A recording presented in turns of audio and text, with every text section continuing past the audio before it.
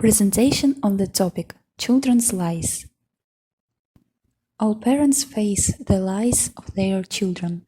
For a child, this is one of the ways to adapt to life in society, although disapproved. But the reasons why a child is not telling the truth can be very different. Children's fantasy is sometimes called a lie. This tendency is determined by some of the personality characteristics of the child. Immaturity, infantilism, uncritically. Lies often arise when the child is presented with unbearable demands, or he is constantly on pain of punishment.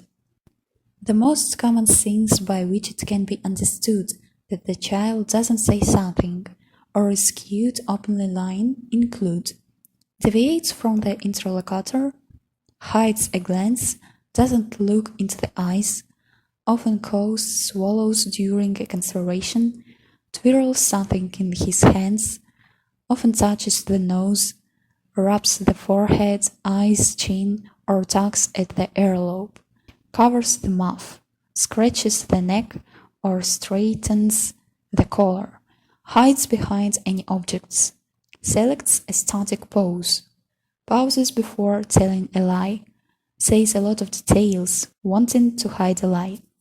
To change the situation, it is necessary to strengthen and improve the relationship with the child.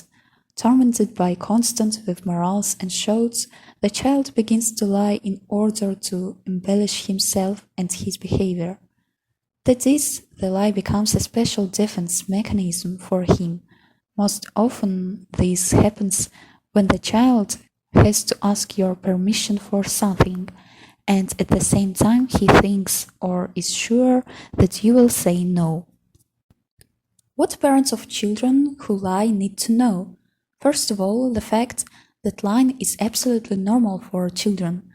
Moreover, a childish lie is a sign that the child is developing normal speech and imagination.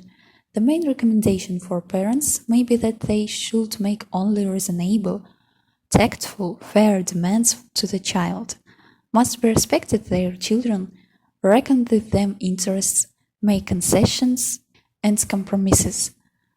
Moms and dads need to know that a boastful liar is an underpraised child.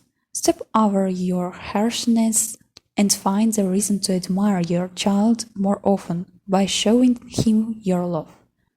It's useless to fight the habit of telling lies if family members themselves are insincere with each other.